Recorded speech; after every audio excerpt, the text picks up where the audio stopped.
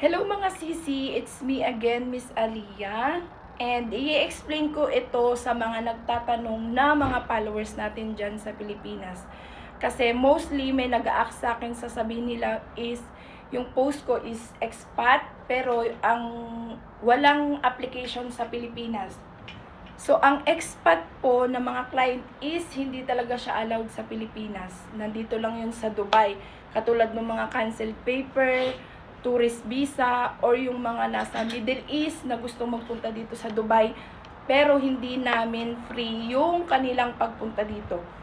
Kung nandyan ka sa Middle East, katulad ng Saudi, Bahrain, Qatar, Hong Kong, Malaysia, at gusto mong mag-Dubai, pero sa hawak ko, like mga expat na amo, weekly off, possible yon, pero ang pagpunta mo dito is gastos mo.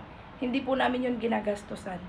So sa Pilipinas, bakit nag-a-ask sila, bakit walang expat na kumukuha from Philippines? Kasi po yung mga expat is mga business owner or mga tourist na nandito yan sila sa Dubai, na ang kailangan nila is andito na sa UAE. Hindi yan sila kukuha from Philippines na magbabayad pa sila ng ibang ahensya para papuntahin kayo dito.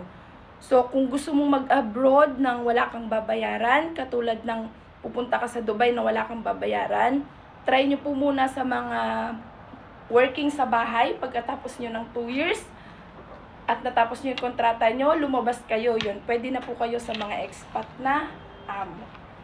And sa mga question po, i-message nyo lang po ako at i-comment nyo lang po sa comment section, sasagutin po natin.